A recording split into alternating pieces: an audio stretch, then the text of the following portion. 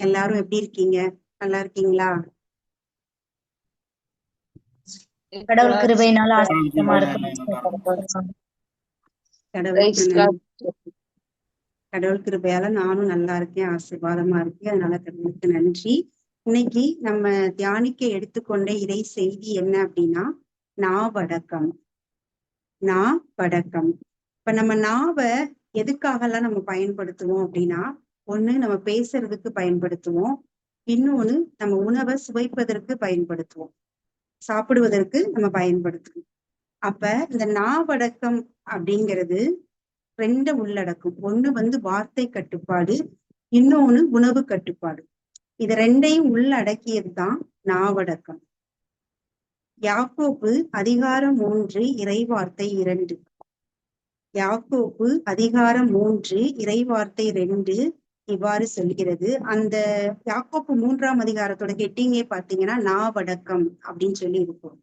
அந்த 2வது இறைவார்த்தை என்ன அப்படின்னா, நாம் எல்லோருமே அடிக்கடி தவறுகிறோம், பேச்சில் தவறாதோர் நிறைவு பெற்றவர் ஆவர், அவர்களே தம் முழு உடலையும் கட்டுப்படுத்த வல்லவர்கள். ஆமென், பிரைஸ் தி லார்ட். அப்ப இந்த இடத்துல பேச்சில் தவறாதோர் எப்படி நிறைவு பெற்றவரா இருப்பாங்க, அவங்கதான் தம் முழு உடலையும் கட்டுப்படுத்த வல்லவர்களா இருப்பாங்க. அப்ப நம்ம பேசக்கூடிய வார்த்தை இறை வார்த்தையா இருக்கா? நம்ம நாவை கொண்டு என்ன பண்றோம்? இன்னைக்கு பிரேஷன் வருஷத்துக்குள்ள சகோதரி பாடினாங்க, நம்ம நாவால நாள் முழுதும் துதிப்போம் அப்படின்னு. அப்ப நம்ம நாவு துதிக்கிறோமா, இறைவார்த்தையை சொல்றோமா, இல்ல தீச்சொல் பேசுறோமா? தீச்சொல் அப்படின்னா என்ன அப்படின்னா, இறை வார்த்தைக்கும் கடவுளின் திட்டத்திற்கும் முரண்பாடா பேசுகிற எல்லா வார்த்தைகளும் தீச்சொல். தீச்சொல் அப்படின்னா இறை வார்த்தைக்கும் கடவுளின் திட்டத்திற்கும் முரண்பாடாக பேசுகிற எல்லா வார்த்தைகளும் தீச்சொல் எனப்படும். அப்ப நம்ம பேசுகிறது இறை வார்த்தையா இருக்கா, தீச்சொல்லா இருக்கா? அப்ப நம்ம தீச்சொல் பேசும்போதும் அல்லது இறை வார்த்தை பேசும்போது என்ன நடக்குது? 1 சாமுவேல் அதிகாரம் 3 இறை வார்த்தை 19. 1 சாமுவேல் அதிகாரம் 3 இறை வார்த்தை 19. அதுல என்ன இந்த வார்த்தையில சொல்லப்பட்டிருக்குன்னா, சாமுவேல் வளர்ந்தான், ஆண்டவர் அவனோடு இருந்தார், சாமுவேலது வார்த்தை எதையுமே கடவுள் தரையில் விழவிடவில்லை அப்படின்னு இருக்கும். அப்ப சாமுவேல் எப்படிப்பட்ட வார்த்தையை பேசியிருப்பாரு அப்படின்னா, கடவுளுடைய வார்த்தைக்கு ஏற்ற வார்த்தைய பேசியிருக்காரு. அதனாலதான் அந்த வார்த்தையை கடவுள் எடுத்து செயல்படுத்தியிருக்காரு. அப்ப நம்மளும் இந்த இடத்துல எந்த வார்த்தை, இறை வார்த்தை, அப்ப இந்த இடத்துல நம்ம கூட ஒவ்வொருத்தர் பக்கத்துலயும் கடவுளின் தூதரும் இருக்காங்க, சாத்தானின் தூதனும் இருக்கான். இப்ப நம்ம பேசுகிற வார்த்தை பிதா கிட்ட போகுது, அந்த வார்த்தை கடவுளுடைய வார்த்தைக்கு ஏற்ற வார்த்தையா இருக்கும்போது அதை ஏஞ்சல் எடுத்து செயல்படுத்துறாங்க. இல்ல அப்படின்னா அந்த வார்த்தை தீச்சொல்லா இருக்கும்போது அது எங்க போகுது? சாத்தான் கைக்கு போகுது. அப்ப சாத்தான் அதை எடுத்து அதை கொண்டு நம்ம வாழ்க்கையில பிரச்சனைகளையும் அழிவுகளையும் கொண்டு வருகிறான். அப்ப இந்த இடத்துல நான் என்னுடைய வாழ்க்கையில நடந்த ஒரு சாட்சியை பகிர்ந்து கொள்றேன். ஒரு 3 வருஷத்துக்கு முன்னாடி இறை வார்த்தை எனக்கு தெரியாது, இறைவார்த்தையின் வல்லமை, தீச்சொலுக்குள்ள எதுவுமே தெரியாது, நிறைய குறிச்ச பயம் எனக்குள்ள இருந்தது. அப்ப ஒரு 3 வருஷத்துக்கு முன்னாடி என்னோட பையன் ஸ்கூட்டி பைக் பழகினான், ஓட்டி பழகினான். அப்ப இந்த ஸ்ட்ரீட், நாங்க இருக்க தெருவுக்குள்ள அந்த ஸ்ட்ரீட்டுக்குள்ள ஓட்டி பழகணும். அப்ப அவன் என்ன பண்ணான், கொஞ்ச நாள் ஓட்டுனதுக்கு அப்புறம் நான் மெயின்ல போய் ஒரு கடைக்கு போயிட்டு வரேன் அப்படின்னு சொல்லிட்டு போனா, என்னோட ஹஸ்பண்டும் கூடவே இன்னொரு வண்டியில பின்னாடி போறாங்க. நான் கிளம்பும் போது என்ன சொல்றேன் அப்படின்னா, தம்பி விழுந்துராத, விழுந்துட்டினா பாத்துப்போன்னு சொல்லி, விழுந்துராத அப்படின்னு சொல்லி பல தடவை அவன்கிட்ட சொல்லிட்டே இருக்கேன். ஆனா பல தடவை டெய்லி திருப்பாடல் 91 வாசிக்கிறேன், ஆனா வார்த்தையின் மீது எனக்கு நம்பிக்கை இல்லை. அந்த நேரத்துல என் வாயில வந்ததெல்லாம் தீச்சொல் தான். என்னன்னா, இறைவா நீ விழுந்துராத அப்படின்னு சொல்லிட்டு அவன் போய் மறையிற வரைக்கும் நான் சொன்னேன், தம்பி பாத்துக்கோ, விழுந்துராத அப்படின்னு. போயிட்டு கொஞ்ச நேரம் கழிச்சு அவன் வர்றான், தலையில பேண்டேஜோட. அப்ப அவன் இங்க இருந்து இங்க ஸ்ட்ரீட்ல இருந்து மேல போனே மெயின் ரோடு. அப்ப போய் கொஞ்ச நேரத்துல ஆக்சிடென்ட் ஆயிடுச்சு. வண்டி ஒரு பக்கம், அவன் ஒரு பக்கம் விழுந்துட்டான். கடவுளுடைய கிருபையாலும் இரக்கத்தாலும் அந்த இடத்துல கடவுள் அவனை பாதுகாத்தார். அந்த இடத்துல அவனுக்கு ஒரு நெற்றியில ஒரு அடியோட எந்த பிரச்சனையும் இல்லை. அப்ப இந்த இடத்துல நாம பேசின தீச்சொல், அந்த தீச்சொல்லை எடுத்து சாத்தான் இந்த ஆக்சிடென்ட்டை ஒண்ணும் பண்ணியிருக்கான். அப்ப நம்ம வாயில வர்றது என்ன சொல்லா இருக்கு அப்படின்றதுல நமக்கு கவனம் இருக்கணும். ரோமையர் அதிகாரம் 10 இறைவார்த்தை 10. ரோமையர் அதிகாரம் 10 இறைவார்த்தை 10. இயேசு ஆண்டவர் என்று உள்ளூர நம்புவோர் கடவுளுக்கு ஏற்புடையவர் ஆவர். வாயார அறிக்கையிடுவோர் மீட்பு பெறுவர் அப்படின்றது. அப்ப இறை வார்த்தைய நம்ம அறிக்கையிடும் போது நம்ம பாவத்திலிருந்து, சாபத்திலிருந்து, நோயிலிருந்து, எல்லா அடிமைத்தனத்திலிருந்தும் நம்ம மீட்பு பெறுறோம், விடுதலை அடைகிறோம். அதே நம்ம இறை வார்த்தைக்கு முரண்பாடான முரண்பாடான ஒரு தீச்சொல் பேசும்போது, தீச்சொல் நம்ம வாயிலிருந்து வரும்போது அந்த இடத்துல என்ன நடக்குதுன்னா, நம்ம அந்த தீச்சொல்ல நம்ம அடிமைத்தனத்துக்குள்ள போறோம், சாத்தானின் கண்ட்ரோலுக்குள்ள போறோம். அப்ப இந்த இடத்துல நம்ம இதுக்கு நம்ம தீச்சொல் பேசும்போது யார் நம்ம மூல பேசுறான் அப்படின்னா, சாத்தான் பேசுறான். இதுக்கு ஒரு எக்ஸாம்பிள் பார்த்தா, நம்ம நற்செய்தி பகுதியில நம்ம இயேசு தம் சாப முதல் முறை அறிவிச்ச போது என்ன சொல்வாரு, நான் எருசலேம் போகணும், அங்க மறைநூல் மூப்பர்கள் கையில ஒப்புவிக்கப்படணும், பலவாறு துன்பப்படணும், கொல்லப்படணும், இறந்து 3ஆம் நாள் உயிருடன் எழுப்பப்படணும் அப்படின்னு சொல்லி சீடர்கள்ட்ட சொல்றாரு. அப்ப பேதுரு என்ன சொல்வாரு, ஆண்டவரே வேண்டாம், இப்படி உங்களுக்கு நடக்கவே கூடாது அப்படின்னு சொல்லுவாரு. சொன்ன உடனே இயேசு என்ன சொல்வாரு, என் கண்முன் இல்லாதே சாத்தானே, நீ எனக்கு தடையா இருக்கிற, நீ கடவுளுக்கு ஏற்றவை பற்றி எண்ணுவதில்லை, மனிதருக்கு ஏற்றவை பற்றி தான் எண்ணுகிற அப்படின்னு சொல்லி கடிந்து கொள்றாரு. அந்த இடத்துல ஜீசஸ் யார கடிஞ்சு கொள்றாரு, பேதுருவல்ல, அவர் மூலம் பேசுற அந்த சாத்தான கடிஞ்சு கொள்றாரு. ஏன் பேதுரு அப்படி பேசினார்னா, ஜீசஸ் எதை போக்கஸ் பண்ணாரு அப்படின்னா, கடவுளுடைய திட்டத்தை, கடவுளுக்கு ஏற்றவைய, அதாவது உயிர்த்தெழுதல், வெற்றி, மக்களுடைய மீட்பு, இதுதான் அவர் முன்னாடி இருந்தது. அவர் தான் போக்கஸ் பண்ணாரு. ஆனா பேதுரு எண்ணினதெல்லாம் எதை பத்தி அப்படின்னா, மனிதருக்கு ஏற்றவை பத்தி. ஜீசஸ கொல்ல போறாங்க, துன்புறுத்தப்பட போறாங்க அப்படின்ற அந்த பிரச்சனைய, ப்ராப்ளத்தை தான் போக்கஸ் பண்ணாரு. அதனாலதான் அவர் என்ன பண்ணாரு, அவர் மூலமா சாத்தான் தீச்சொல், அந்த இறை கடவுள் திட்டத்துக்கு மாறான ஒரு வார்த்தைய சாத்தான் பேசுறான். அப்ப இந்த இடத்துல நம்ம பார்க்கும்போது எப்படி இருக்கும் அப்படின்னா, ஜீசஸ் மேல ஒரு அக்கறையில தானே பேதுரு சொன்னாரு, நல்லதுங்க, இப்படி கஷ்டப்படுறாரே, துன்பப்பட்டு இறக்க போறாரே அப்படின்னு தானே சொன்னாரு அப்படின்னு பாக்குறதுக்கு நன்மையானது மாதிரி தெரியும். ஆனா இது கடவுளின் திட்டத்துக்கு முரண்பாடான ஒரு சொல்.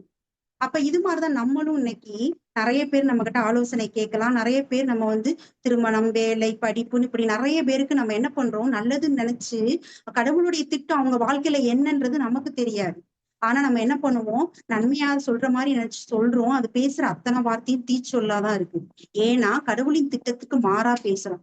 ஒருவேளை நம்ம பேசுற வார்த்தை அவங்க வாழ்க்கையில கடவுளின் திட்டத்துக்கு முரண்பாடா இருக்கும்போது அது என்னவாகுது, தீச்சொல்லா ஆகுது. நம்ம பாக்குறதுக்கு அது நன்மையா, அவங்களுக்கு நல்லது தானே செய்யறோம், சொல்றோம், நம்மள்ட்ட கேட்கும் போது அப்படின்னு நினைக்க தோணும். அப்ப கடவுளின் திட்டத்துக்கு முரண்பாடா பேசுறது எல்லாமே தீச்சொல் தான்.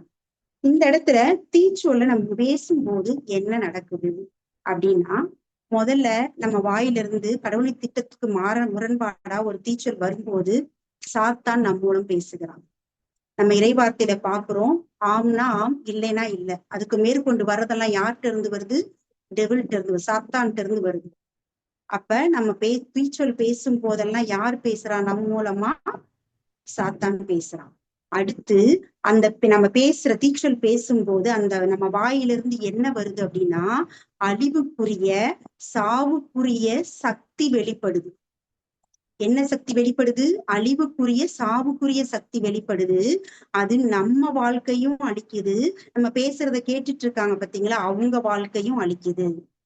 இந்த இடத்துல ஒரு வார்த்தையை வாசிக்கலாம், எடுத்தவங்க வாசிங்க. யாக்கோப்பு 3ஆம் அதிகாரம் 6வது இறை வார்த்தை. யாக்கோப்பு 3 இறை வார்த்தை 6.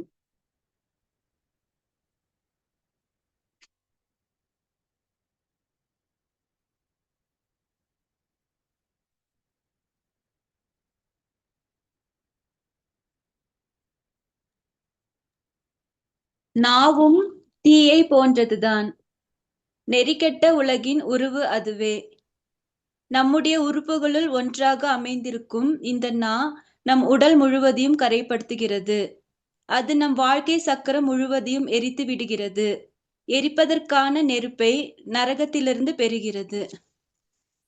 ஆமென், பிரைஸ் தி லார்ட், ஹல்லேலூயா. அப்ப இந்த இடத்துல நம்ம நாவுல இருந்து வர்ற தீச்சொல் எப்படிப்பட்டதா இருக்குதுன்னா நம்ம வாழ்க்கை சக்கரத்தை எரிக்கிறதா இருக்கான். இது நம்ம வாழ்க்கை சக்கரம் மட்டும் இல்ல, நம்ம பேசுறதை கேட்டுட்டு இருக்காங்கல்ல அவங்க வாழ்க்கை சக்கரத்தையும். அப்ப அதுக்கான நரக நெருப்பை, அந்த நெருப்பை எங்க இருந்து பெறுது அப்படின்னா நரகத்துல இருந்து பெற்றுக்கொள்ளும். அப்ப இது நம்ம பேசுவதால் நம்மள்ட்ட இருந்து வெளிப்படுகிற தீச்சொல்லால. இதுவே மற்றவங்க தீச்சொல் இறைவார்த்தைக்கு முரண்பாடா பேசுறாங்க அப்படின்னா அதை நம்ம கேட்கிறோம் அப்படின்னா அப்பையும் நம் வாழ்வு அளிக்கப்படும். அப்ப இந்த இடத்துல அதனாலதான் ஜீசஸ் என்ன சொல்லியிருக்காங்க, கேட்பதை குறித்து கவனமாயிருங்கள் அப்படின்னு சொல்லி ஜீசஸ் சொல்லியிருக்காங்க இல்லையா. அப்ப நம்ம இந்த இடத்துல என்ன பண்றோம், மத்த வாழ்க்கையில என்ன நடக்குது, இல்ல என்ன உலக நடப்பு என்ன, இந்த வாழ்க்கையில மற்றவங்க வாழ்க்கையில என்ன விஷயங்கள் நடக்குது, இல்ல என்ன பிரச்சனை, இதெல்லாம் நம்ம தேடி நம்ம தெரிஞ்சுக்கணும்னு அவசியமே இல்லை. நமக்கு ஒரு விஷயம் நம்ம வாழ்க்கைக்கு தேவை அப்படின்னா அது ஆவியானவர் யார் மூலமாவது நமக்கு வெளிப்படுத்துவார், நமக்கு சொல்லி கொடுப்பார். அது நம்ம போய் ஒரு குழுவுல உட்கார்ந்து மற்றவங்களோட பேசியோ இல்ல மற்றதை பார்த்தோ நம்ம தெரிஞ்சுக்கணும்ன்றது தேவையில்லை. அப்ப இந்த இடத்துல இயேசு என்ன சொல்லியிருக்காரு, 2-3 பேர் என் நாமத்தினால கூடியிருக்கும் போது அங்க நான் இருக்கிறேன், அவங்க ஒருமனப்பட்டு ஜெபிக்கிற ஜெபத்துக்கு நான் பதில் கொடுப்பேன்னு சொல்லியிருக்காங்க. இப்ப இந்த இடத்துல நம்ம இயேசுவின் நாமத்தினால கூடி இருக்கோம். இங்க நம்ம நடுவுல இயேசு இருக்கிறார், ஆவியானவர் இந்த இடத்துல செயல்படுறார். இதுல எந்த இதுவும் இல்லை, சந்தேகம் இல்லை இல்லையா. அதே மாதிரி நம்மளோட இறைவார்த்தைக்கு முரண்பாடா கடவுள் திட்டத்துக்கு மாற ஒரு தீச்சொல் பேசுற ஒரு குழுவுல அங்க யார் இருப்பா, பேசுற இடத்துல சாத்தான் இருப்பான், தீய ஆவி செயல்பட்டு கொண்டிருக்கும். அப்ப இந்த இடத்துல நம்ம மற்றவங்க மூலமா வருகிற தீச்சொல்ல நம்ம எப்படி ரிஜெக்ட் பண்ணணும். அப்ப ஒரு சொல் மற்றவங்கள்ட்ட இருந்து வருது அப்படின்னா இயேசுவின் நாமத்தினால அதை உடனே நிராகரிக்கணும், அதை உடனே ரிஜெக்ட் பண்ண செய்யணும். இப்ப ஒருத்தவங்க நம்ம பேசுறாங்க அப்படின்னா அதை நம்ம இயேசுவின் நாமத்தினால ரிஜெக்ட் பண்ணிட்டு தீச்சொல்ல அவங்களுக்கு இறை வார்த்தையும் அதுக்கு முரண்பாட நீங்க பேசுற வார்த்தைகளால என்ன விளைவுகள்னு அவங்களுக்கு எடுத்து சொல்லணும். அந்த இடத்துல நம்ம அவங்களுக்கு புரிய வைக்கணும் ஆவியானவர் துணையோட. அதே நேரத்துல உள்ள ஒரு அதிகாரிகள் இல்ல ஒரு பெரியவங்க அந்த இடத்துல என்னால பேச முடியல அப்படின்னா என்ன செய்யணும் அப்படின்னா நம்ம இயேசுவின் நாமத்துல அந்த வார்த்தையை ரிஜெக்ட் பண்ணணும். இல்ல அதுவும் என்னால அந்த இடத்துல செய்ய முடியல, அப்படிப்பட்ட ஒரு இடத்துல நான் இருக்கேன், ஒரு ஆபீஸ்ல ஏதோ ஒரு இடத்துல நான் இருக்கேன் அப்படின்னா என்ன பண்ணும், அந்த இடத்த விட்டு கொஞ்சம் தூரம் தள்ளி வந்தாது நம்ம உடனே இயேசுவின் நாமத்தினால இந்த வார்த்தையை நான் ரிஜெக்ட் பண்றேன், இந்த தீச்சொல்ல அப்படின்றத நம்ம ரிஜெக்ட் பண்ணணும். உடனே நம்ம டைம் எக்ஸ்டெண்ட் பண்ணவே கூடாது, அப்புறம் பண்ணலாம் அப்படின்னு சொல்லிட்டு. அப்படி பண்ணா என்ன பண்ணுவான், அங்க முன்னாடி இருக்கான டெபிள், அந்த டெபிள் இங்க நமக்குள்ள உட்காந்து. அப்ப இதுக்கு ஒரு எக்ஸாம்பிள் சொல்லணும் அப்படின்னு சொன்னா, ஒரு நம்ம வீட்டுல உள்ள கேட் திறந்திருக்கு, நாய் உள்ள என்டர் ஆயிடுச்சு. அப்ப நம்ம என்ன பண்ணுவோம், உள்ளே என்டர் ஆகிறத பார்த்துட்டோம், என்ன பண்ணுவோம், உடனே வேகமா ஓடி போய் துரத்திட்டு கேட்டை லாக் பண்ணிடுவோம். ஆனா அதுவே அந்த நாய் உள்ள புகுந்து நம்ம வீட்டுக்குள்ள வந்துருச்சு, வந்ததுக்கு அப்புறம் என்ன பண்ணணும், கொஞ்சம் போராடி அது கடிக்க வரும், அதை கஷ்டப்பட்டுதான் துரத்தணும். இது மாதிரிதான் டெபிள் மற்றவங்க மூலமா ஒரு தீச்சல் நமக்குள்ள வர பார்க்கும்போது வெளியிலே ரிஜெக்ட் பண்ணி உடனே அவனை துரத்தி விட்டுறணும். அவனை உள்ள என்ட்ரு பண்ண விட்டா அதுக்கப்புறம் ரொம்ப கஷ்டம் அவனை துரத்துறது, கஷ்டப்பட்டுதான் துரத்தணும். அப்ப இந்த இடத்துல நம்ம கவனமா இருக்கணும். ஓகே, நாவலால தீச்சொல் பேசுறதுனால நமக்கு என்னெல்லாம் விளைவுகள் வருதுன்னு தெரிஞ்சுட்டோம். இப்ப இந்த நாவை நம்ம கட்டுப்படுத்துவது எப்படி, அதுக்கான சொல்யூஷன் என்ன அப்படின்னு சொன்னா, நம்ம நாவோட கண்ட்ரோல் எங்க இருக்கு சிஸ்டர்ஸ், அட்மிட் பண்ணி சொல்லலாம் பிரதர்ஸ் அண்ட் சிஸ்டர்ஸ், நம்ம நாவோட கண்ட்ரோல் எங்க இருக்கு, கட்டுப்பாடு எங்க இருக்கு? உள்ளத்தில். உள்ளத்தில். ஆமீன், பிரைஸ் தி லார்ட். அப்ப நம்மளோட ஏன்னா உள்ளத்தின் நிறைவையே வாய் பேசும் அப்படின்னு இறைவார்த்தை இருக்கு. அப்ப நம்ம நாவோட கண்ட்ரோல் நம்ம உள்ளத்துல இதயத்துல இருக்கு. அப்ப அந்த இதயத்தோட கண்ட்ரோல் எங்க இருக்கு அப்படின்னா ஜீசஸ்ட, அதாவது இறை வார்த்தையில. அப்ப நம்ம இதயம் முழுமையா இறை வார்த்தை இருந்ததுன்னா நம்ம வாயின் வார்த்தை என்னவா வரும்னா இறை வார்த்தையா தான் வரும். இதுவே நம்ம இதயம் முழுவதும் நாம் பேசின தீச்சொல், அப்புறம் மற்றவங்க பேசி நான் உள்வாங்கின தீச்சொல், இதெல்லாம் விதைச்சு வச்சிருந்தோம் அப்படின்னா அப்ப நம்ம பேசும்போது என்ன வரும் அப்படின்னா தீச்சொல் தான் வரும். இல்ல நான் கொஞ்ச நேரம் இறை வார்த்தையை பேசுறேன், கடவுளுக்கு ஏற்ற வார்த்தைகளை பேசுறேன், கொஞ்ச நேரம் நான் தீச்சொல்லும் பேசுறேன் அப்படின்னா ரெண்டையும் விதைச்சு வச்சிருக்கோம். கொஞ்ச நேரம் நம்ம கடவுள் பிள்ளையாவும் கொஞ்ச நேரம் சாத்தான் பிள்ளையாவும்.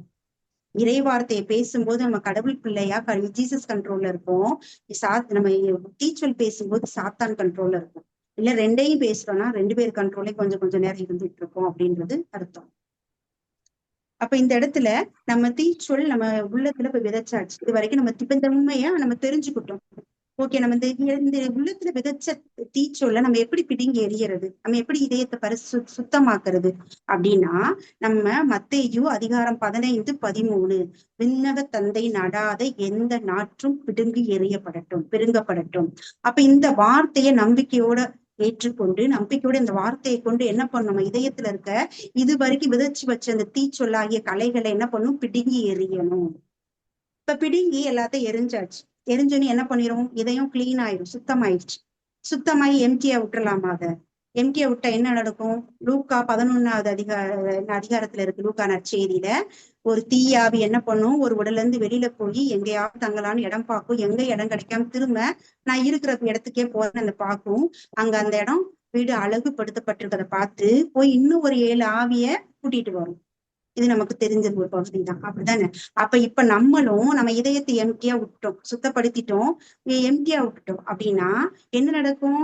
இன்னும் அதிகமா முன்ன இருந்த நிலையை விட இப்ப இருக்க நிலை இன்னும் மோசமாகும். அதுக்கு பதிலா என்ன செய்யணும், உடனே இறை வார்த்தையால நம்ம இதயத்தை நிரப்பணும். எப்படி நிரப்புறது? இறை வார்த்தையை கேட்கணும், இறை செய்தியை கேட்கணும், நம்ம வார்த்தையை அறிக்கையிடணும், அதை நம்பணும், நம்ம இதயத்துல அதை விதைக்கணும், தியானிக்கணும், நம்ம வாழ்வாக்கணும். தொடர்ந்து நம்ம இறை வார்த்தையால உள்ளத்தை புதுப்பித்து கொண்டே இருக்கணும். நம்ம இதயம் முழுவதும் இறை வார்த்தையால நிரம்பி இருக்கும் போது நம்ம வாயின் வார்த்தை என்னவா இருக்கும்? இறை வார்த்தையா தான் இருக்கும், கடவுளுக்கு ஏற்ற வார்த்தையாக தான் இருக்கும். இப்ப ஒரு நெல் மணி போடுறோம், அந்த நெல் மணி முளைச்சு வரும்போது நிறைய நெல்மணிகளை கொடுக்குது இல்லையா? ஒரே ஒரு நெல்மணி வருமா? இல்லை. அப்படித்தான் நம்மளும் இறை வார்த்தையை விதைக்கும் போது நிறைய நன்மைகள் அதன் மூலமா நடந்து நமக்கு அது என்ன கொடுக்கும்? வாழ்வை கொடுக்கும், மீட்பை கொடுக்கும். இப்ப அதே ஒரு தீச்சொல்ல விதைக்கிறோம், அந்த ஒரு தீச்சொல் விதைச்ச ஒரு சொல்லு பல தீமைகளை நம்ம வாழ்க்கையில கொண்டு வந்து நமக்கு அழிவை, சாவை கொடுக்கும். அப்ப வாழ்வும் சாவும் எங்க இருக்கு? நம்மளுடைய நாவுல நாம் பேசுகிற சொற்கள். அப்ப இந்த வார்த்தை எவ்வளவு முக்கியம், நம்ம பேசுற வார்த்தை அப்படின்றது கவனமா இருக்கு. மத்தேயு அதிகாரம் 12 இறை வார்த்தை 36 என்ன சொல்லியிருக்காரு? ஜீசஸ் என்ன சொல்லியிருக்காருன்னா, இறுதி நாள் தீர்ப்பு நாள்ல நம்ம பேசுகிற ஒவ்வொரு வீண் வார்த்தைக்கும் கணக்கு கொடுக்கணும். நம்ம பேசுற வார்த்தையாலதான் நம்ம குற்றவாளிகள்னு கருதப்படுவோம், நம்ம பேசின வார்த்தையாலதான் மற்றவர்கள்னு கருதப்படுவோம் இருக்கும். அப்ப நம்ம தீர்ப்பளிக்கக்கூடியது எது? நம்ம பேசக்கூடிய வார்த்தை. அப்ப வார்த்தை நமக்கு இறை வார்த்தையா இருந்தா அது வாழ்வளிக்கும் வார்த்தையா இருக்கும். இது வார்த்தை கட்டுப்பாடு. நம்ம முன்னாடியே பார்த்தோம் இன்னொரு கட்டுப்பாடு, அது என்ன அப்படின்னா உணவு கட்டுப்பாடு. அதாவது உணவு கட்டுப்பாடுன்னு எடுத்தோம்னா, நம்ம 7 தலையாய பாவங்கள்ல ஒரு பாவம் என்ன அப்படின்னா போஜன பிரியம். 7 தலையாய பாவங்கள்ல ஒண்ணு போஜன பிரியம். நம்ம நிறைய பேர் இதை பெரிய கவனம் செலுத்துறது கிடையாது. இது ஒரு விஷயமா நம்ம மத்த பாவங்களுக்கு கொடுக்குற ஒரு கவனத்தை இதை நம்ம செலுத்துறது கிடையாது. இது நம்மகிட்ட இருக்கா இல்லையான்னு கூட நிறைய பேருக்கு நமக்கு தெரியறது கிடையாது. ஏன்னா இந்த ஒரு பாவம் நிறைய பாவங்களுக்கு நம்மளை என்ன பண்ணும் அப்படின்னு சொன்னா இட்டுச்செல்லும். நிறைய வழி அது மூலமா நம்ம இட்டுச்செல்லும் அந்த பழைய பாவங்களுக்கு. அப்ப போஜன பிரியத்தை குறித்து நமக்கு தெரியணும். நம்ம ஏன்னா தொடக்க நூல்ல ஆதாம் ஏவாள் அந்த விளக்கப்பட்ட கனியின் மரம் உண்பதற்கு சுவையா இருக்கும் அப்படின்ற அந்த போஜன பிரியத்துல விழுந்ததுனாலதான் கடவுளின் பிள்ளைகள் அப்படின்ற உரிமையை ஆதாம் ஏவாள் இழந்தாங்க. அதேதான் நம்ம தொடக்க நூல் 25வது அதிகாரத்துல பார்த்தோம் அப்படின்னா, யாக்கோபு ஈசாக்கின் பிள்ளைகள் யாக்கோபு, ஏசா. அப்ப யாக்கோபு என்ன பண்றாரு? கூழ் சமைச்சிட்டு இருக்காரு. ஏசா வேட்டையாடிட்டு வர்றாரு, அவர் களைப்பா வர்றாரு. வந்தோடனே என்ன பண்றாரு? யாக்கோபிட்ட அந்த கூழ், சுவையான கூழை எனக்கு கொஞ்சம் கொடு அப்படின்னு சொல்லி கேட்கிறாரு. யாக்கோபு அவர்கிட்ட தலைமகனுடைய உரிமையை நீ விட்டு கொடு, அப்ப நான் தர்றேன் அப்படின்னு சொல்றாரு. உடனே அவர் என்ன சொல்றாரு? நானே சாக போறேன், இந்த தலைமகன் உரிமையை வச்சு எனக்கு என்ன பயன்? இந்த நீ ஆணையிட்டு என்ன பண்றாரு? அதை விற்று கொடுக்காருன்னு சொல்லி நம்ம இதுல விட்டுட்டாருன்னா என்ன? பணத்துக்கு வித்த மாதிரி, நீ கூல கொடு, இந்த உரிமையை நீ வச்சுக்கோ அப்படின்னு சொல்லி ஆணையிட்டு விற்று கொடுத்துட்டாரு. அப்ப இந்த இடத்துல அவர் போஜன பிரியத்துல விழுந்ததுனால தலைமகன் அப்படின்ற உரிமைய அவர் இழந்துட்டாரு. அப்ப இந்த போஜன பிரியம் எவ்வளவு ஒரு இதா இருக்குன்னு பாருங்க. அப்ப இந்த இடத்துல நம்ம போஜன பிரியம் நமக்குள்ள இருக்கா அப்படின்றதுக்கான அடையாளங்கள் என்ன? நான் இந்த சிறை செய்தியை ஒரு 3 மாசத்துக்கு முன்னாடி நான் கேட்டேன். அப்ப நான் இது வரைக்கும் போஜன பிரியம்னா என்ன நினைச்சிட்டு இருந்தேன்னா, சாப்பாட்டு பிரியர்கள், நிறைய வகை வகையா சாப்பிடுறவங்க, அதிகமா சாப்பிடுறவங்க, அந்த மாதிரிதான் போஜன பிரியர் அப்படின்னு நினைச்சேன். ஆனா போஜன பிரியர்னா அப்படி கிடையாது. அதுக்கான அடையாளங்கள் என்ன அப்படின்னா என்னன்னு பார்ப்போம். ஒரு ஹோட்டல்ல நம்ம போறோம், நிறைய உணவுப் பொருட்களை ஆர்டர் பண்றோம். ஆனா அதுல கொஞ்சோண்டு சாப்பிட்டு மீதி எல்லாத்தையும் நம்ம வேஸ்ட் பண்ணி வச்சுட்டு வந்துடும். இது மாதிரி நிறைய ஃபங்க்ஷன்ல போறோம், இலையில நிறைய பருமாடப்படுறப்ப என்ன பண்ணணும், நம்ம வேணுங்கிறத வாங்கி கேட்டுட்டு மீதியை ஸ்டாப் பண்ணணும். இல்ல, எல்லாத்தையும் வச்சதுக்கு அப்புறம் நம்ம கொஞ்சோண்டு சாப்பிட்டு இலையை அப்படியே மூடி வச்சுட்டு வந்துடும். சோ இதெல்லாம் எதுக்கு, நம்ம வயிறு முட்டை சாப்பிடணும்ன்ற ஒரு ஆசை, ஆனா நம்மளால சாப்பிட முடியாது. என்ன பண்ணுவோம், அதை மூடி வச்சு அந்த உணவுப் பொருட்களை வீணாக்குறோம். அப்ப எப்பவுமே நம்ம சாப்பிடணும். இப்ப 3 இட்லி சாப்பிடுற இடத்துல 2 இட்லி சாப்பிடும் போதே போதும் அப்படின்னு நம்ம ஒரு உணவு கட்டுப்பாடு இருக்கணும். அப்படி இல்ல நான் இன்னும் கொஞ்சம் சாப்பிடணும்னு ஆசையா இருக்கும்போதே நம்மளால நிறுத்த முடியுதா அப்படின்றத பார்க்கணும். உணவுகளை நம்ம வீணாக்குறோமா அப்படின்றது, இதெல்லாமே போஜன பிரிய நமக்கு இருக்குன்றதுக்கான ஒரு அடையாளம். 2வது, புனித பியோ சொன்ன வார்த்தை என்னன்னா, கடவுளுக்கு நன்றி செலுத்தாம நீங்க சாப்பிட்டீங்கன்னா நீங்க ஏற்கனவே போஜன பிரியத்துல இருக்கீங்கன்னு அடையாளம். அப்ப நம்ம என்ன செய்யறோம், கடவுளுக்கு நன்றி சொல்லாம சாப்பிடுறப்ப நம்ம போஜன பிரியன்ற பாவத்துல இருக்கிறோம். அடுத்து 3வது, நம்ம எனக்கு இந்த சாப்பாடு வேணாம், எனக்கு இந்த காய் வேணாம், எனக்கு இந்த சாப்பாடு பிடிக்காது, இல்ல இந்த சாப்பாட்டுல உப்பு இல்ல, புளி இல்லைன்னு, காரம் இல்லைன்னு குறை சொல்றது, பிடிக்காதுன்னு சொல்றது, இது எல்லாமே போஜன பிரியத்துல நம்ம இருப்போன்றதுக்கான அடையாளம். ஏன் அப்படி நம்ம குறை சொல்றோம்? இந்த இடத்துல சில நேரங்கள்ல மருத்துவர்கள் கூறினதுனால ஆலோசனை சில உணவுகளை நீங்க அவாய்ட் பண்ணலாம் இல்லையா, அது தவறு இல்லை. ஆனா அந்த இடத்துல கூட மார்க் 16:17 வார்த்தைப்படி, இயேசுவின் நாமத்தினால கொல்லும் நஞ்சை குடித்தாலும் அது உங்களுக்கு தீங்கு இழைக்காது அப்படின்னு சொல்லி இருக்கு. அப்ப இந்த வார்த்தை மீது நம்பிக்கை கொண்டு நம்ம சாப்பிடுற உணவை பிளஸ் பண்ணி தேங்க் பண்ணி சாப்பிட்டோம் அப்படின்னு சொன்னா நிச்சயம் அது நமக்கு தீங்கு இழைக்காது.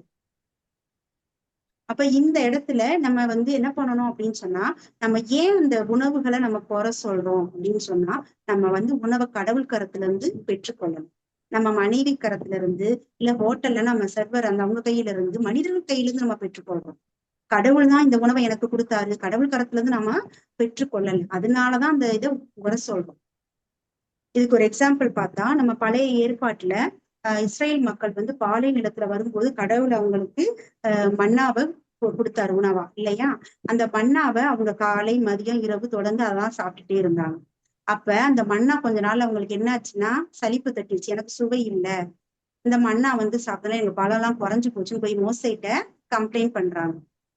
மோசை என்ன சொல்றாரு, மோசை கம்ப்ளைண்ட் பண்றாங்க. ஏன் அப்படி போய் மோசைட்ட கம்ப்ளைண்ட் பண்றாங்க அப்படின்னா, அவங்க கடவுள் கரத்துல இருந்து அந்த உணவை பெற்றுக்கொள்ளணும், மோசைட்ட இருந்து பெற்றுக்கொண்டாங்க. அதனாலதான் அவங்க குறி சொல்றாங்க. ஆனா அதே உணவை தான் மோசை சாப்பிடுறாரு, மோசையும் அதே உணவை தான் உண்றாரு.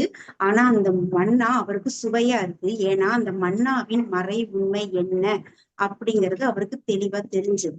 அந்த மன்னாவுடைய மறை உண்மை என்ன? சாலமோன் ஞான நூல் 16 இறை வார்த்தை 20, 21. சாலமோன் ஞான நூல் 16 இறை வார்த்தை 20, 21. இது வானதூதர்கள் உண்ணக்கூடிய உணவை தான் கடவுள் உறவி நிமித்தம் அன்பி நிமித்தம் இஸ்ரேல் மக்கள் கொடுத்தாரு. அந்த உணவோட தன்மை எப்படி இருக்குன்னா, அது சாப்பிடுற சுவையுணர்விற்கேற்ப மாறி அவங்க விருப்பத்திற்கேற்ப அந்த சுவையை கொடுக்குமா. அப்பேற்பட்ட தன்மையோடதான் அந்த மன்னா. இப்ப நம்ம அந்த மன்னாவை உணவை பாயசம் போல டேஸ்டா இருக்கும்னு நினைச்சா பாயசமா இருக்கும். இல்ல எனக்கு இந்த மன்னா பிரியாணி டேஸ்ட்ல இருக்கணும்னு நினைச்சா அது நமக்கு பிரியாணி டேஸ்ட்ல இருக்கும். அப்ப இந்த மாதிரி ஒரு உணர்வு கொண்டதுதான் அந்த மன்னா. அப்ப இதோட தன்மை மறைப்பொருள் என்னன்றது மோசைக்கு தெரிஞ்சது. அதனாலதான் அவர் அதை குறை சொல்லாம அந்த உணவை சாப்பிட்டாரு. கடவுள் கரத்துல இருந்து பெற்றுக்கொண்டார் மோசை அந்த உணவு. அதனால அவருக்கு அது சுவையா இருந்தது. அப்ப இந்த இடத்துல நம்மளும் என்ன பண்ணணும் அப்படின்னு சொன்னா, இந்த இடத்துல இன்னொரு உதாரணம் கூட உங்களுக்கு சொன்னா, இன்னும் நமக்கு எத்தனையோ நாள் நம்ம கடவுளுக்கு நன்றி சொல்லாம சாப்பிடுறோம். நம்ம அது ஒரு நாள் நம்ம தியானிச்சோம்னா நமக்கு தெரியும் எவ்வளவு ஒரு உண்மை அதுல இருக்கு. இப்ப ஒரு தயிர் சாதம், ஒரு லெமன் ஊறுகாய், இதுதான் நம்மளோட உணவா இருக்குன்னு வச்சுக்கோங்களேன். அது எவ்வளவு சிம்பிளா இருந்தாலும் அந்த உணவை எப்படி நமக்கு கடவுள் கொடுத்திருக்காருன்னு நினைச்சோம்னா இது ரொம்ப நமக்கு கடவுளுக்கு நன்றி சொல்லணும்னு தோணும். என்னன்னா அந்த ஒரு அரிசி, அந்த சாப்பாட்டுல இருக்க அரிசி என்னைக்கு விளைஞ்சதோ, எந்த நெல் செடியில எந்த நெல் விளையுமோ அன்னைக்கே இந்த அரிசி இந்த நாள்ல இந்த லஞ்சுக்கு டெய்ஸிக்கு நான் ரிசர்வ் பண்ணிருக்கேன் அப்படின்னு சொல்லி ஜீசஸ் கடவுள் நமக்காக ரிசர்வ் பண்ணியிருக்காரு, எனக்காக உங்களுக்காக. அதே மாதிரி தயிர் எந்த மாட்டுல எண்ணெய் கறக்குற பால்ல இந்த தயிர் வருதோ அந்த தயிரை அன்னைக்கே புக் பண்ணிட்டாரு, எனக்காக வேண்டி ரிசர்வ் பண்ணி வச்சிருக்காங்க. இந்த லெமன் வந்து எந்த மரத்துல காய்க்குதோ அன்னைக்கு மரத்துல காய்க்கிறப்ப அந்த மரத்துல எத்தனையோ லெமன் காய்க்கலாம், இந்த லெமன் இன்னைக்கு எனக்கு ஊறுகாயா வரணுங்கிறது கடவுள் எனக்கு கொடுத்திருக்கிறாரு. அப்ப ஒவ்வொரு உணவுப் பொருளும் இப்படி கடவுள் கருத்துல இருந்து நம்ம பெற்றுக்கொள்றோம். அப்ப அதை நன்றி சொல்லாம இப்படி சாப்பிடணும், கடவுளுக்கு நன்றி செலுத்தி நம்ம சாப்பிடணும் இல்லையா? அப்ப இதை நம்ம உணரணும். அதே மாதிரி ஓகே, இப்போ வந்து போஜன பிரியம் இருக்கு நமக்கு அப்படின்றதுக்கான அடையாளங்கள் பார்த்தோம். ஒண்ணு வந்து உணவை வீணாக்குவது, இன்னொன்னு நன்றி சொல்லாம சாப்பிடுவது, மூணாவது வந்து குறை கூறுவது, இல்ல பிடிக்கல இந்த காய் வேணாம் அந்த காய் வேணான்னு சொல்றது. நமக்கு ஒவ்வொரு நாளும் என்ன உணவு வேணும்னு கடவுளுக்கு தெரியும். இன்னைக்கு நமக்கு பாகக்காய் வேணும்னா அந்த பாகக்காய் என் உடலுக்கு நல்லது, இன்னைக்கு நான் வெண்டைக்காய் எனக்கு கிடைச்சிருக்குன்னா அந்த காய் எனக்கு நல்லது. அப்ப எந்த உணவு நமக்கு அன்னைக்கு கொடுக்குறாரோ அது நம்ம உடலுக்கு அன்னைக்கு தேவைன்னு கடவுளுக்கு தெரியும், அதனாலதான் அந்த உணவை கொடுக்குறாங்க.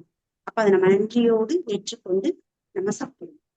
அதே இப்ப வந்து இந்த இந்த இந்த போஜன பிரியத்தை நான் இருக்கிறேன், அப்ப இதுல இருந்து நான் எப்படி வெளிவர்றது அப்படின்னா இதுக்கு ஒரே வழி நம்ம ஃபாஸ்டிங், நோன்பிருத்தல். நம்ம தவக்காலத்தை இப்பதான் கடந்து வந்தோம். தவக்காலத்துல நிறைய பேர் 40 நாள் என்ன பண்ணிருப்போம், நோன்பு இருந்திருப்போம் இல்லையா? தவக்காலம் திருச்சபை ஒரு காலம் நமக்கு கொடுக்குது அப்படின்னா அதோட முடிஞ்சிறது கிடையாது, அதை தொடர்ந்து நம்ம பிராக்டிஸ் பண்ணணும் அப்படின்றதுக்காக இல்லையா? அப்ப நம்ம நோன்பு ஃபாஸ்டிங் இருக்கிறோம்னா நமக்கு முதல்ல எதுக்காக இருக்கிறோம் அப்படின்றது நமக்கு தெரியும். நம்ம வந்து ஃபாஸ்டிங் இருக்கிறது நம்ம உடலையும் மனதையும் கட்டுப்படுத்தி நமக்குள்ள இருக்க தேவையில்லாதான் வெளியே அனுப்புறதுக்காக, அபிசுவாசத்தை வேற தேவையில்லாத பலவீனங்களை மற்ற எல்லாவற்றையும் நம்ம உள்ளத்துல இருந்து நம்ம வெளியேற்றுவதற்காக தான், நம்ம உடலையும் மனதையும் கட்டுப்படுத்துவதற்காக நம்ம உபவாசம் இருக்கணும். அப்ப எந்த நோக்கத்துக்காக இருக்கணும் அப்படின்றத நம்ம தெளிவா தெரியும். அடுத்து நம்ம உபவாசம் இருக்கும் போது நம்ம ஆவியான தூண்டுதலோட அவர்கிட்ட கேட்டு நம்ம இருக்கணும். அடுத்து ஆன்மீக வழிகாட்டியின் ஆலோசனையோட அவங்கள்ட்ட கேட்டு நம்ம உபவாசம் இருக்கணும். மூணாவது நம்ம வீட்டுல கணவர் மனைவி நம்ம பெற்றோர்கள் இவங்க குடும்பத்துல இருக்கவங்க பெர்மிஷனோட நம்ம கேட்டுட்டு நம்ம இருக்கணும். அப்ப இது இவங்களுக்கு தெரிஞ்சா போதும், நம்ம உபவாசம் மற்றவங்களுக்கு தெரியணும்னு அவசியம் கிடையாது. இதே இந்த உபவாசத்தால ஒரு பிரச்சனை உண்டு, என்ன அப்படின்னா நிறைய நாட்கள் உபவாசம் இருக்கும்போது நம்ம பெருமை பிரைடு வரவும் ஒரு வாய்ப்பு இருக்கு.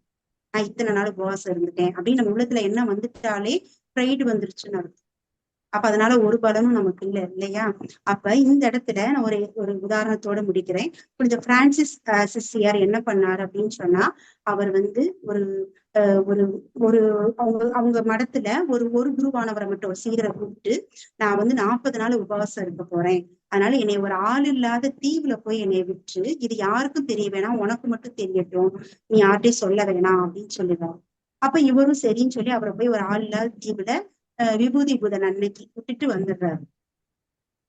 வந்துட்டு 40 நாள் ஆகுது. அங்க இருக்க மற்ற குருவானவர்கள் சீடர்கள் என்ன பண்றாங்க, குருவை காணோம், அவரை காணோம்னு சொல்லி பிரான்சிஸ் சேரை காணோம்னு சொல்லி தேட ஆரம்பிக்கிறாங்க. அப்ப நாளாக தான் லாஸ்ட்ல ஈஸ்டருக்கு முதல் நாள்தான் என்ன சொல்றாரு இவரு அப்படின்னா, இப்படி நான் வந்து இவரை போய் ஒரு தீவுல விட்டுட்டு வந்திருக்கேன்னு சொன்னோனையும் அவங்க எல்லாமே ரொம்ப அவரை திட்டி உடனே போய் கூப்பிட்டுட்டு வரலாம் அப்படின்னு சொல்லிட்டு போறாங்க அந்த தீவுக்கு. அங்க போய் அவரை பார்க்கும்போது அவர் உங்க உடல்லாம் மெலிஞ்சு அப்படி ஒரு சோர்வா இருக்காரு. அப்ப அவர்கிட்ட போயிட்டு அவர் திரும்ப கூப்பிட்டுட்டு திரும்ப இங்க மடத்துக்கு வரும்போது அவர் கையில ஒரு பிரெட் இருக்கு.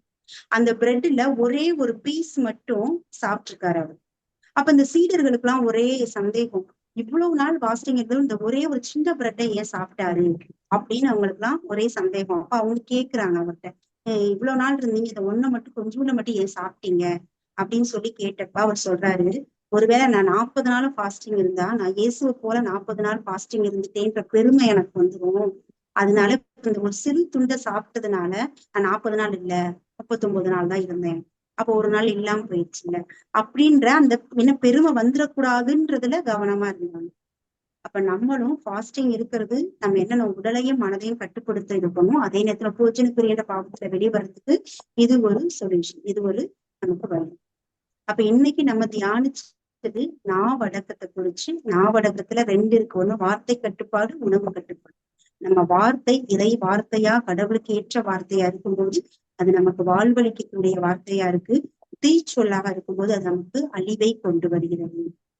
அதே மாதிரி போஜன பிரியம், நம்ம உணவு கட்டுப்பாடு எப்படி இருக்கணும், போஜன பிரியம் இருப்பதற்கான நமக்கு அடையாளங்கள் என்ன, அதுல இருந்து நம்ம வெளிவருவதற்கான வழி என்ன, இதை ஆண்டவர் நம்ம கற்றுக் கொடுத்திருக்காரு. நம்ம ஒரு ஜெபத்தோடு இந்த இதை முடிப்போம். அன்பு தந்தை இறைவா, நன்றி அப்பா அந்த நாளுக்காக. ஆண்டவரே, இதோ இந்த நாள்ல கூட ஆண்டவரே நான் வடக்கத்தை குறிச்சு எங்களுக்கு சொல்லிக் கொடுத்தீங்க. இதோ இந்த நேரத்துல இதோ வார்த்தையை கட்டுப்படுத்தி இறை வார்த்தை மட்டுமே நாங்க பேச, எங்கள் இதயத்தில் முழுவதும் இறை வார்த்தையை விதைத்து அதை எங்கள் வாழ்வாக்க, அதே நேரத்துல நாங்க போஜன பிரியத்துல இருக்கும்போது அதிலிருந்து வெளிவருவதற்காக நாங்க எடுக்கிற ஒவ்வொரு உபவாசமும் அந்த காரணத்துக்காக எடுத்து அதை செய்ய எங்களுக்கு தேவையான அருளை வேண்டுகிறோம்.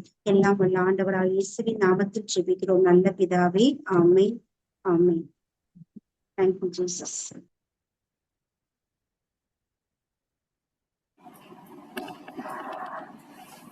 Praise the Lord.